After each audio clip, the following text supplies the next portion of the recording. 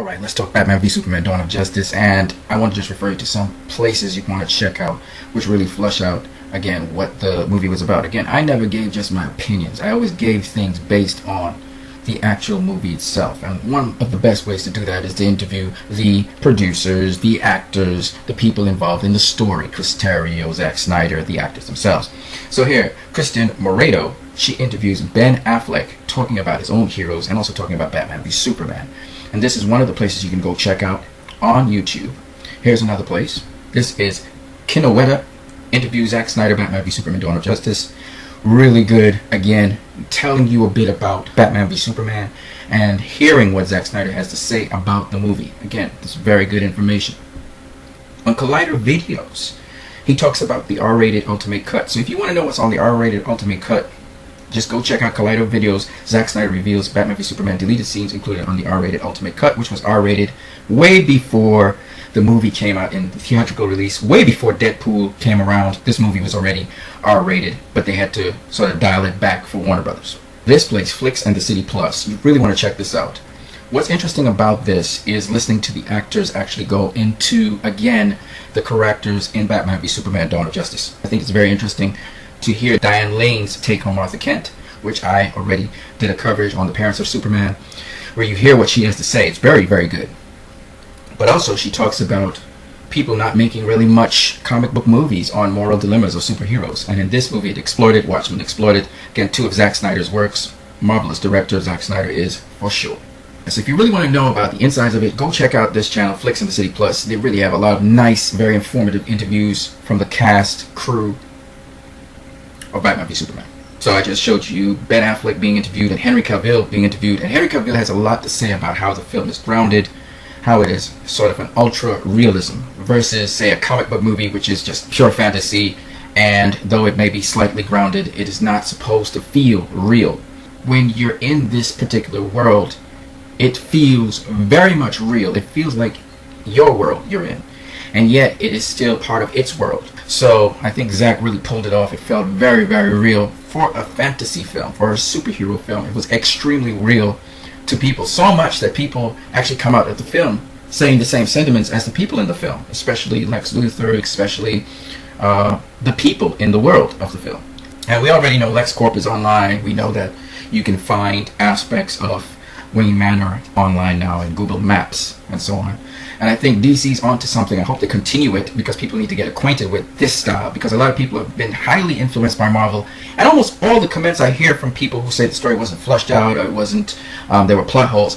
Basically, they are people who have gotten used to Marvel. Marvel put out a number of films every year, and there's a big pro-Marvel lobby. So these few people, they're not the majority of people, these few people who are influenced by the media online and by Disney, they're comparing this film to a Marvel film, and they don't understand that they're doing that over and over again. Usually their plot holes are not plot holes. Usually their reasons is because they're used to straightforward, spoon-fed ways of storytelling.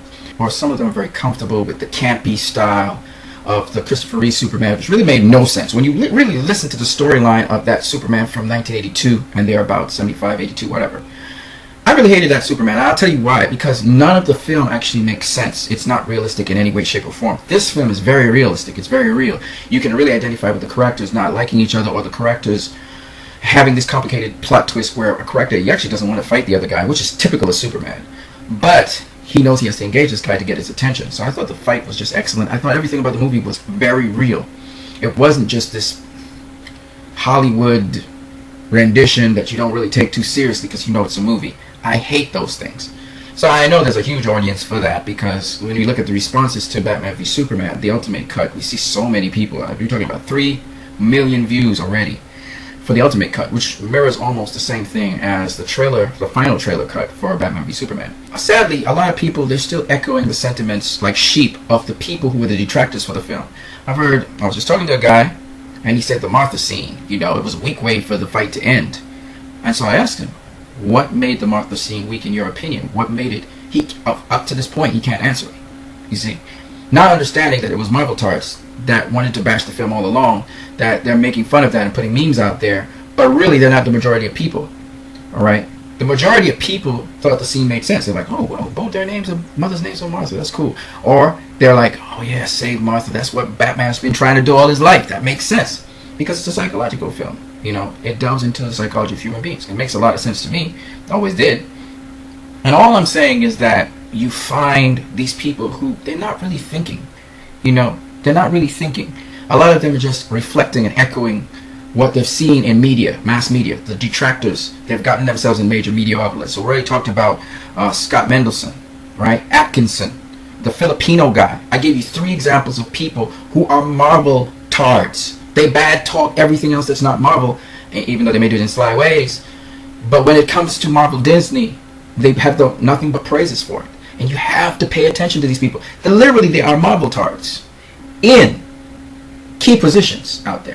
And that's what people have to understand. It's not just them biased towards Marvel. It's their Marvel tards. It's Marvel or nothing else. Literally, there are these people out there like that.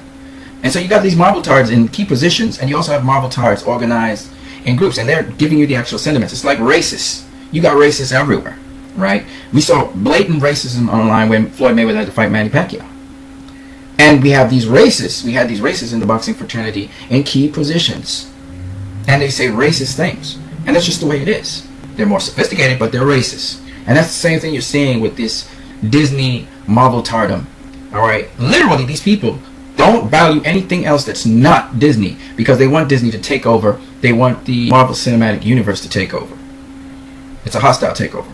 I even heard these people blatantly say, oh, it'd be fine if Marvel Disney could get Fantastic Four and X-Men. So we know that the slam against Fantastic Four, and again I say it's a decent movie. Alright, yes, it's a bit violent for kids. It just kind of suddenly became extremely violent. I get it. But still, at the end of the day, Fantastic Four did not deserve the drilling that it got. The difference between Fantastic Four and Batman v Superman is you got people who are DC fans who actually love this movie and struck out against these Marvel tards who were trying to destroy it. They literally stood up for the film, and immediately, because they had a strong base. It's like if Star Wars wasn't a Disney film, right? There is a huge Star Wars base out there. You say anything negative about Star Wars, they will fight you to the end. The Dark Knight trilogy. When critics tried to bash, the Dark Knight Rises critics, the fans rose up on them and bashed them till Kingdom Come. And that's what needs to be happening here with Batman v Superman and with Justice League and with any other of the DCEU. The fans need to become vocal and they need to, threaten people, man. Because this is not allowed to happen again. It's not going to be allowed to happen again. And it must not happen again. Alright? There are too many good films out there. X-Men has suffered because, again, of Marvel tards. Okay?